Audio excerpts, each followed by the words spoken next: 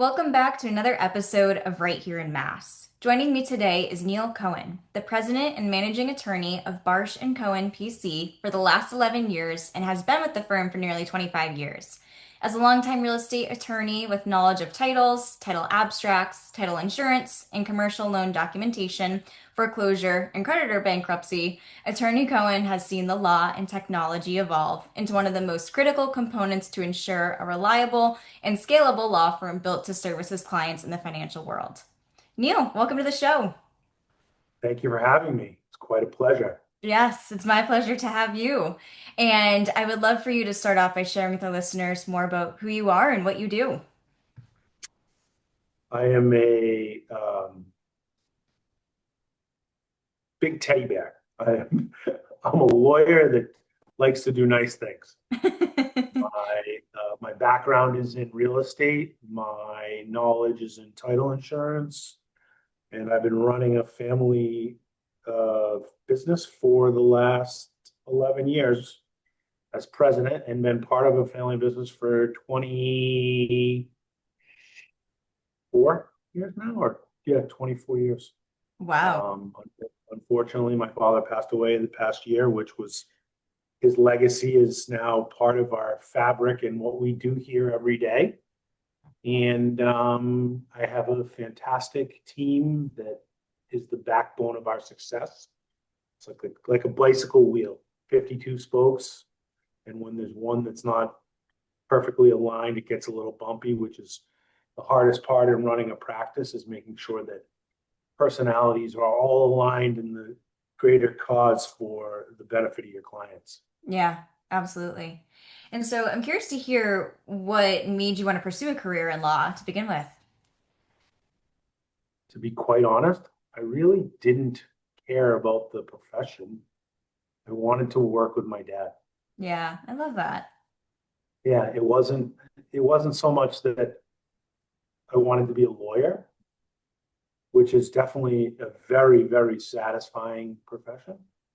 It was more so that I wanted to work with my idol, my mountain, my rock, my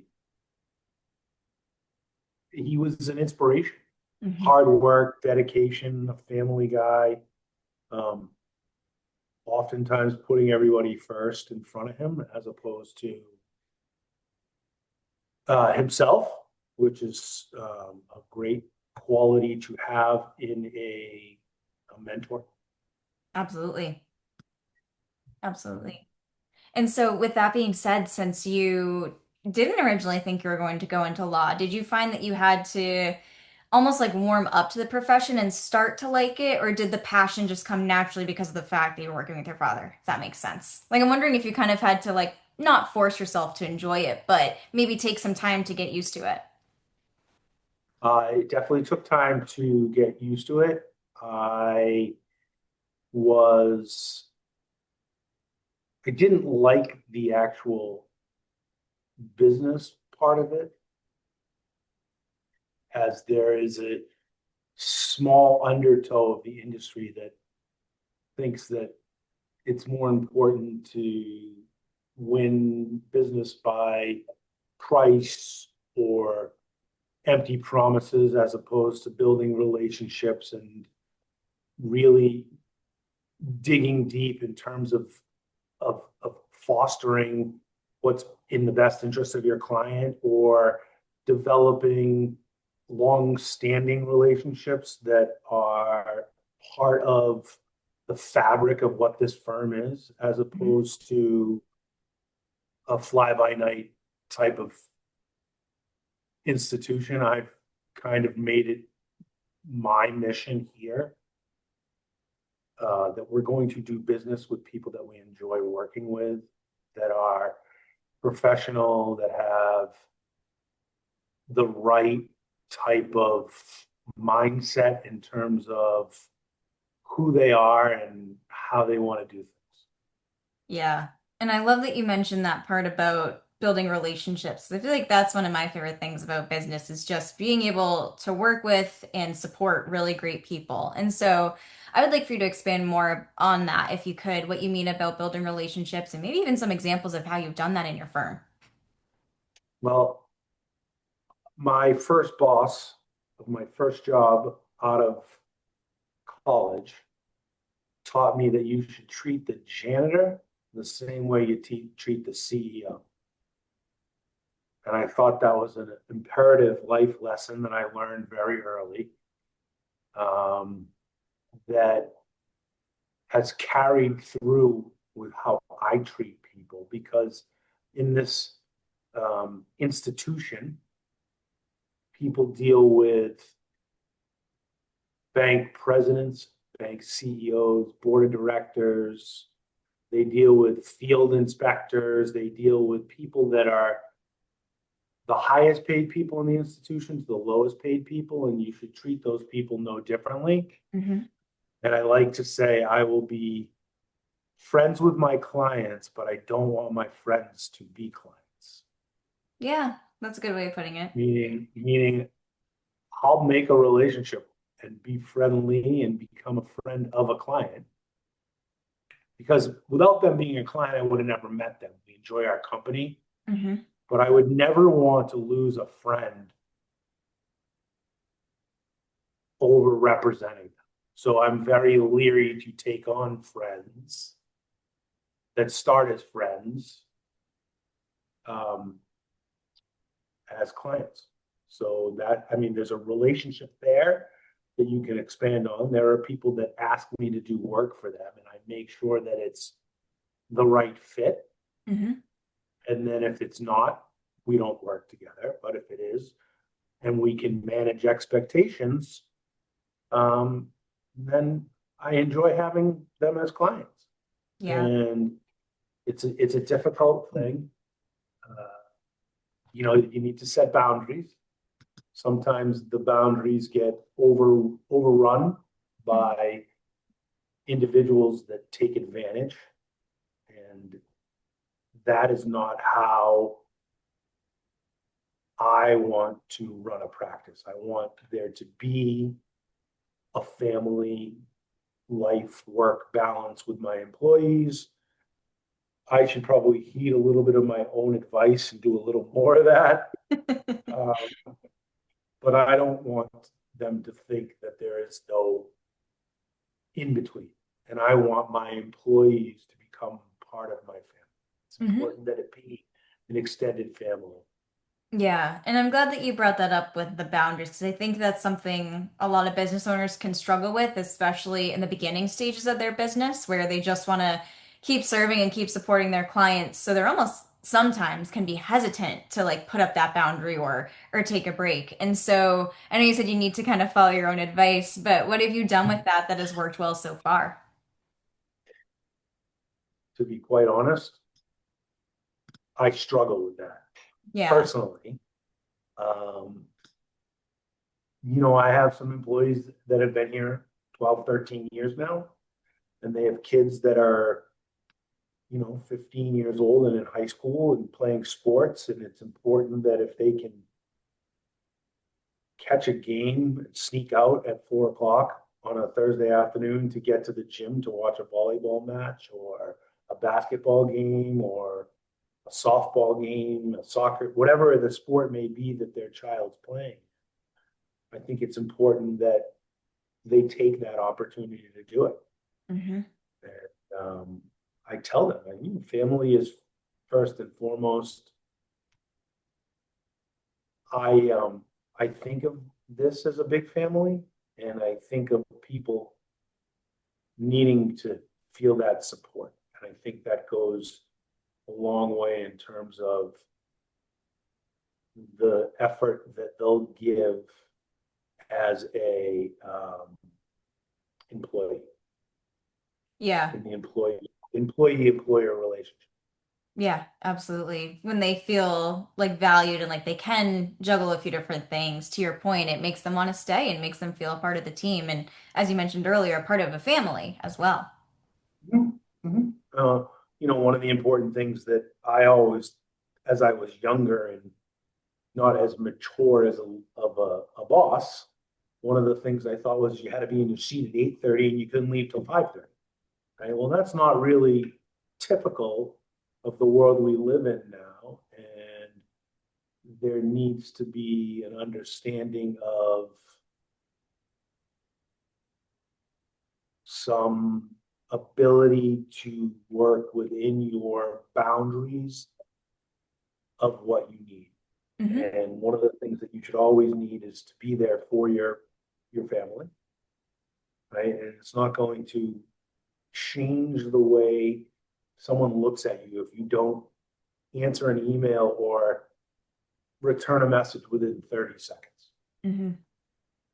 Right? If I am your counsel and you want my valued opinion and I am in a meeting, you can take the breath and the time to wait for me to respond. Right. Yeah. I think like that's a good point because I feel like we live in a culture of like convenience and immediacy, and sometimes people just like Instant gratification. absolutely. Yeah. And so people think that they should get something very quickly, but that isn't always the case. And I think it's so important, to your point, to prioritize quality, and being able to take the time you need rather than doing things right away because it's just not sustainable or always possible. It is not, it is physically, mentally, and emotionally not sustainable Hmm. to be everything to everybody all of the time. Right. Yeah. Mental health in terms of your own and your own gratification sometimes um, needs to take priority. Hmm. Yeah. It's kind of like, I feel like this is a cliche saying, but it really is true. The idea of you can't pour from an empty cup. So sometimes you really do need to prioritize yourself in order to show up in the fullest capacity that you can for your clients and the people that you're working with. Absolutely. It really goes to uh, who who you surround yourself with, whether it's clients, customers, um, referral sources, centers of influences, Hmm. individuals that are part of your sphere. It's you have to choose wisely. It makes it for a much better experience. So now that I'm older and wiser, and I learned how to adjust a little bit, I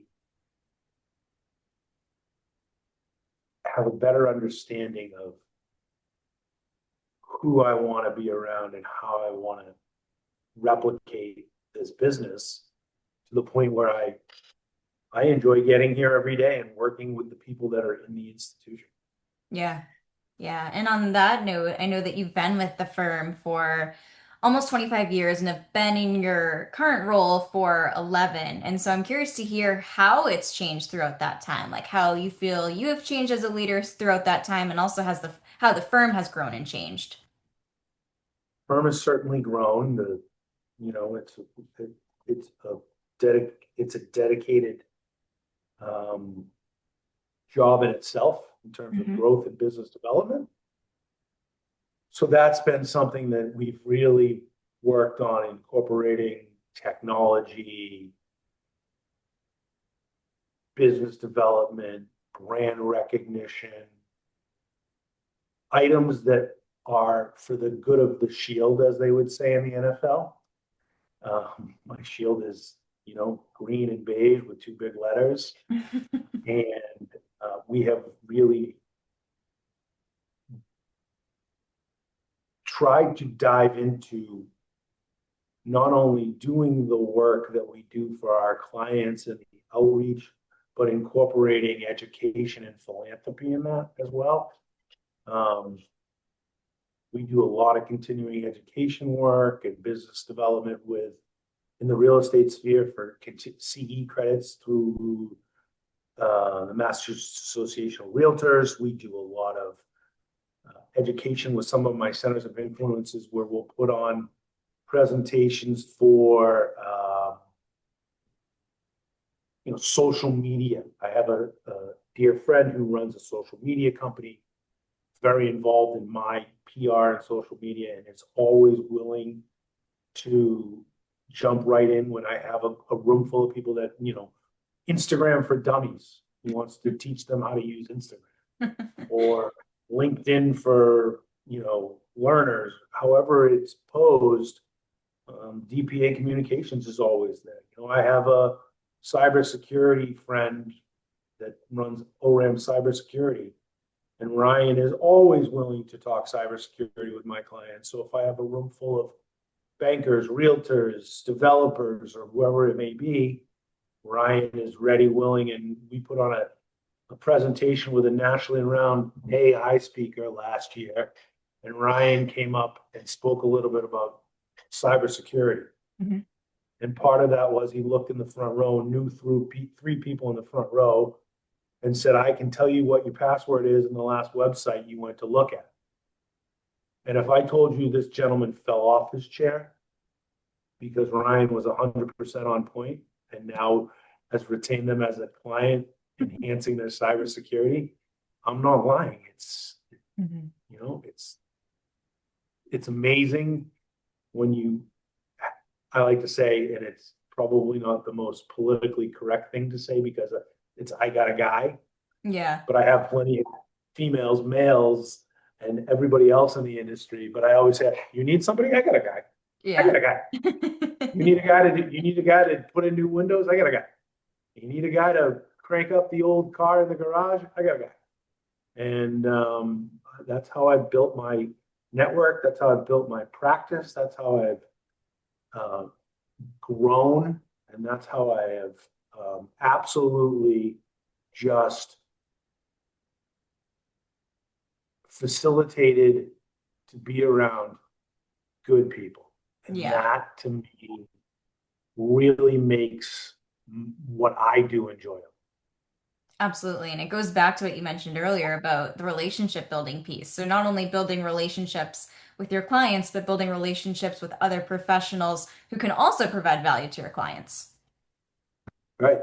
I mean, one of the things that I find interesting about sitting in on these types of meetings that we're doing right now is that someone's going to see this. Someone's going to say, oh, Ashley, she asks great questions and she can get my message out. Right. And they're going to want to come on your podcast. And then someone's going to say, well, Neil Cohen was on Ashley's podcast and he understood the value of a relationship and I want to work with him. So I'm going to call him. Right. Right. And you never know. And one of the things that was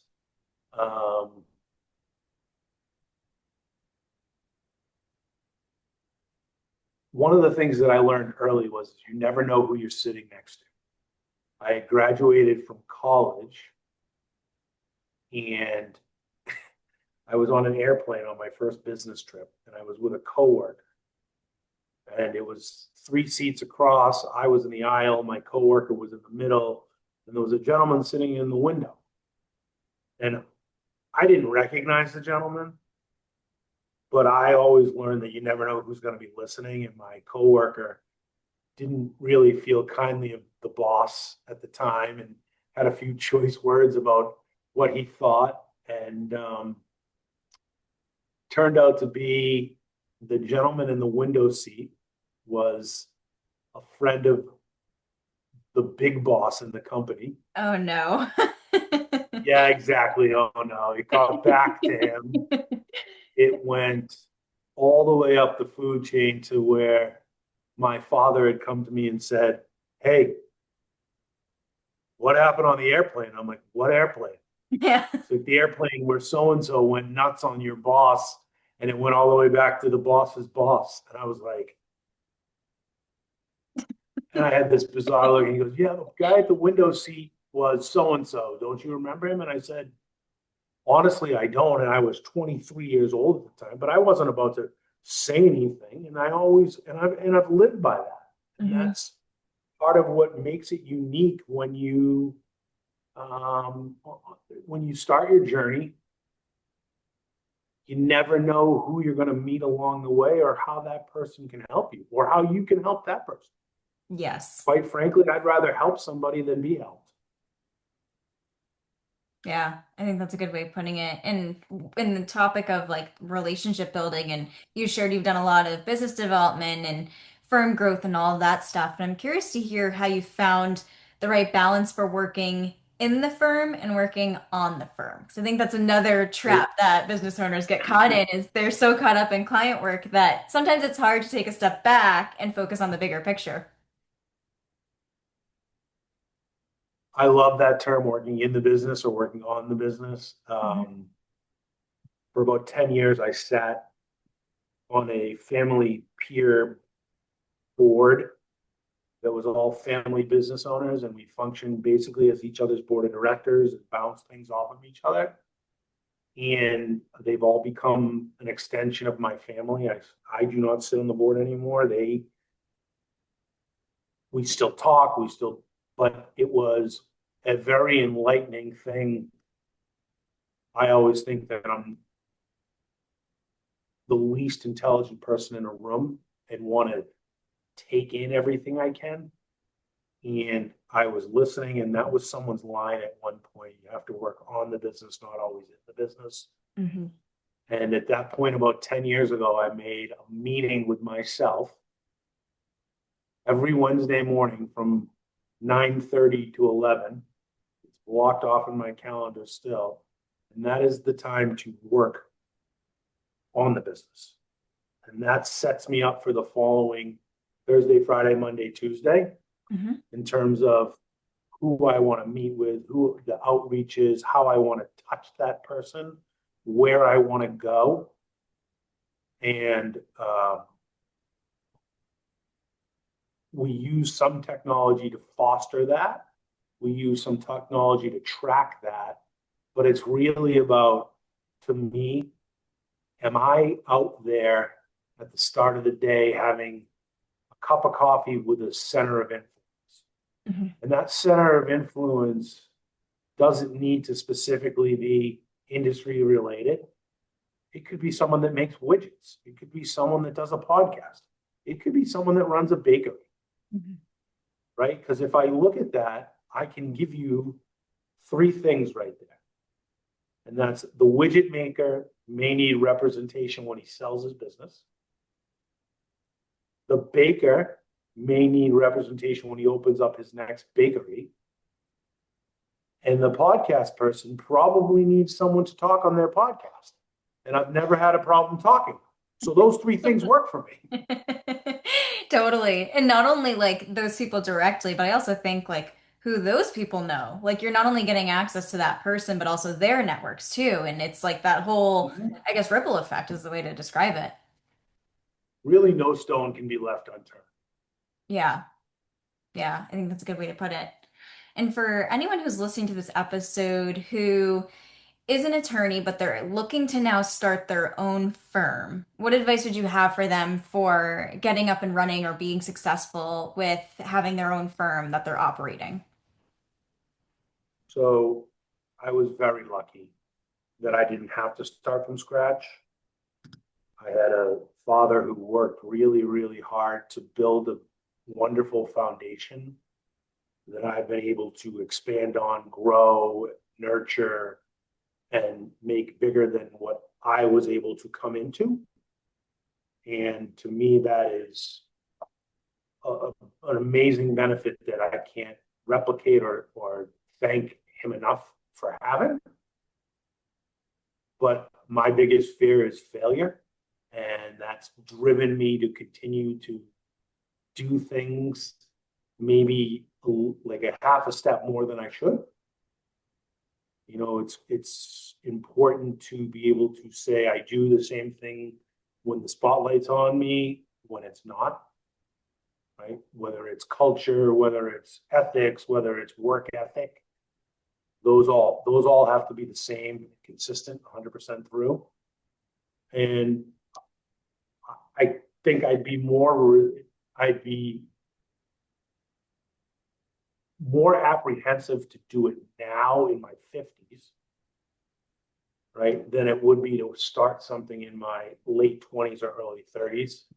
I'm a parent. I have a wife. I have kids. I have college tuition now, which is a weird thing to say, So it wouldn't be the most. I don't know if I'd be able to take that risk at this age. If I worked for someone right now for 20 something years and said, you know what, I'm going to go out on my own. And I don't think, I don't know if I would have um, I don't know if I'd be brave enough to do it, right? Because you get into a pattern of some things are comfortable, some things are more comfortable. And when you are comfortable, you do sometimes get in a rut. And I like to try to push myself outside of my comfort zone with people that I talk to, things that I do, people that I meet, places that I go. And that to me is just part of the whole picture of where we go. Yeah.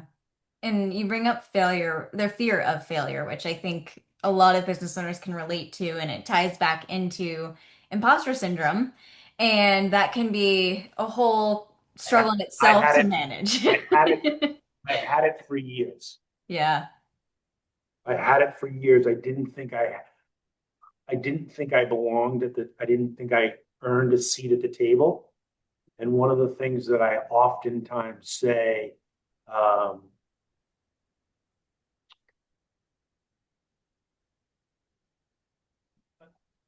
now is that I do feel as though I've earned that seat at the table, Mhm. earned that right to be there, but I have to continue to work extremely hard to stay there because I like to say there are a lot of smarter people in a room than I am.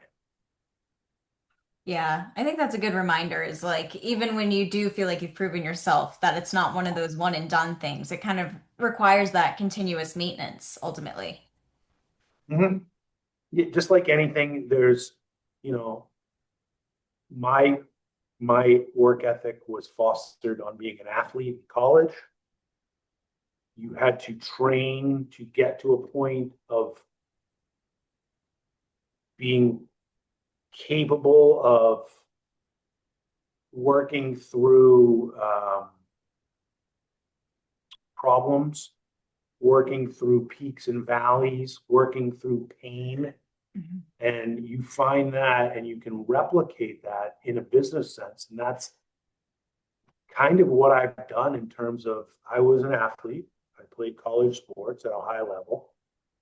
And I have taken that mentality and tried to, not that it's a competition, but make work something that's competitive to me. I want to be the best. I want to continue to improve. I want to continue to facilitate, strive, and grow. And that's how I feel as though I've earned my seat at the table. Yeah, and it's funny that you mentioned like the cross section between athletics and business and career because there's so many like interesting articles about that, about like the cross section of being an athlete and how that translates into who you are as a professional or even a business owner. And it's really interesting to think about. Mm-hmm. Mm-hmm. It is. Um, it is.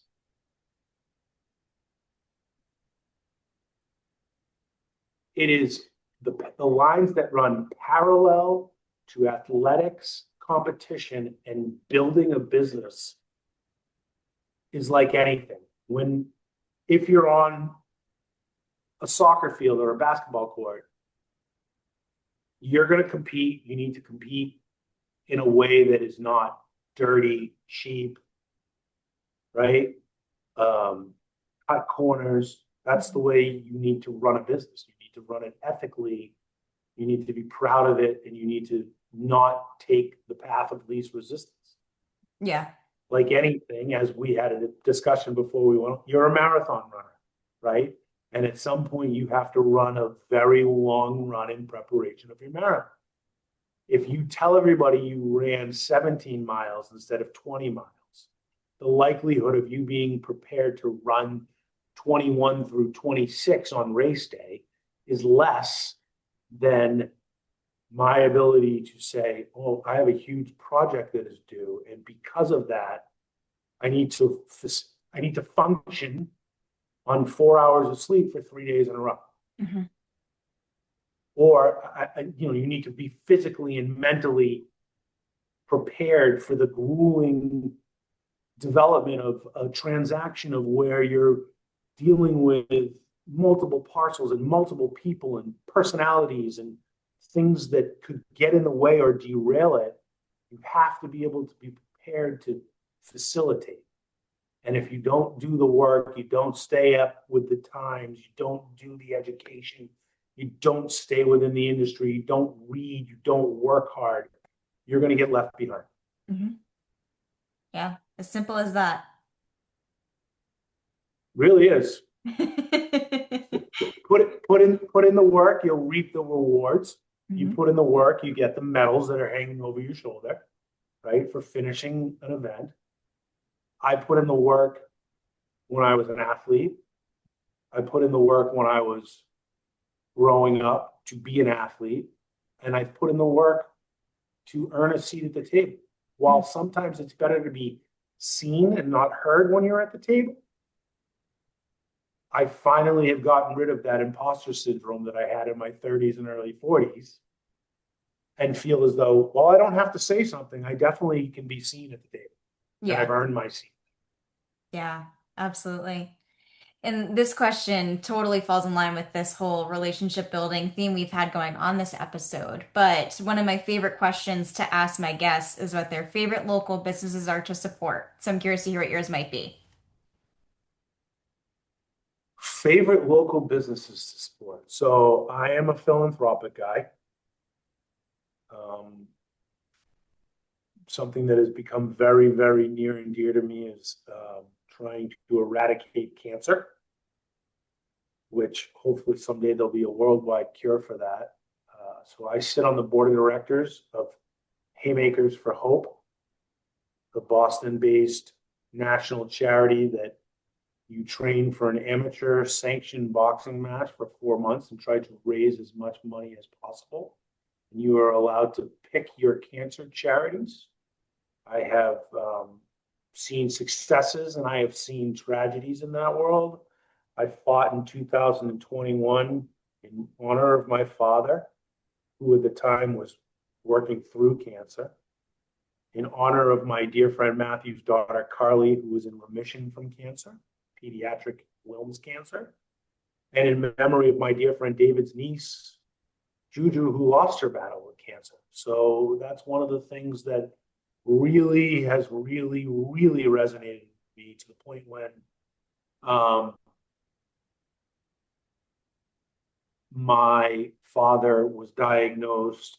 He didn't die from cancer, he died from an infection. But that infection was the result of all the stuff they put in his body to eradicate it, to get him to a place where he could try to live a normal life. So this past June,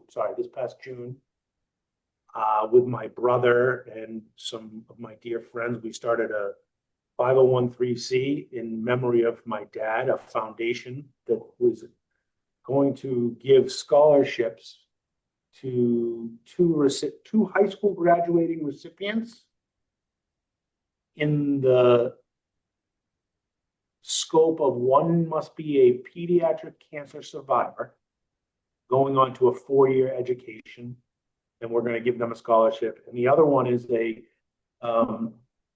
another cause that I really enjoy, which is learning differences. And a high school graduate that went through high school with an IEP, which is an individual education plan for a learning difference. And that person has to go to a 2 or 4-year school. And both of them are going to get one-time awards in the spring of their senior year for a scholarship foundation that I thought that Barsh and Cohen would donate some money to. I announced it at our corporate outing. Some of our clients stood in the audience and were like, we'll donate, we'll That's give you awesome. $5,000. We'll give you another $5,000. And then I had a friend of mine say, well, maybe we can make this something real. So we're actually holding our first fundraising event November 14th at Blue Hill Country Club. Raffles, auctions, and a great cover band. And we're going to see if we can put $100,000 in the bank and give away, hopefully for the next 10 years, two $5,000 scholarships to a graduating high school senior. That's awesome. I love that. Two good organizations to give a shout out to. And I like that, like you said, they're philanthropic, have those philanthropic ties to it. I mean, I can tell you that I love Dunkin' Donuts and iced coffee because I'm from Cleveland. Yeah. I mean, I you do drink it live in all year Canton, round. so it's the Duncan headquarters. If you go out the front door of my office, straight down the street and take a left at the third set of lights, you can go to their corporate headquarters. Yeah. Which, by the way, I was there once, and it is quite amazing that they have like a self-serve Dunkin' Donuts in the lobby for their employees. And it's every day they put out muffins and donuts, and they have coffee and iced coffee and all the things you would see in a regular Dunkin' Donuts. And they, on the way in, they walk in, they grab a cup of coffee, they go to work. Yeah. And on the way out, as you know, Baskin and Robbins is owned by Dunkin' Brands. Mhm. There's an ice cream stand. So my daughter did something one time with her dance company, and it was fundraising, and they got to tour the building and do a little dance show for the individuals that work there. And we got carte blanche. I had 3 chocolate donuts, 2 scoops of ice cream, and I think I had a hot chocolate. I think I felt sick when I left. But you got to do it for Duncan. Love it. Neil, this has been such a fun episode, and I've really enjoyed having you on the show to share everything that you've done throughout your law career. And I'd love to have you share with our listeners where they can find you online in case you'd like to connect. Yeah, I'm on LinkedIn, Neil Cohen. I have a company Instagram at Barsh Cohen. And if anybody needs me, you can call me in the office. I sit here a lot. 617-362-4700. It's been the same number for 40 some odd years now. Amazing. I'll put all those links and information in the show notes, but thank you again for coming on this week's episode. Thank you for having me.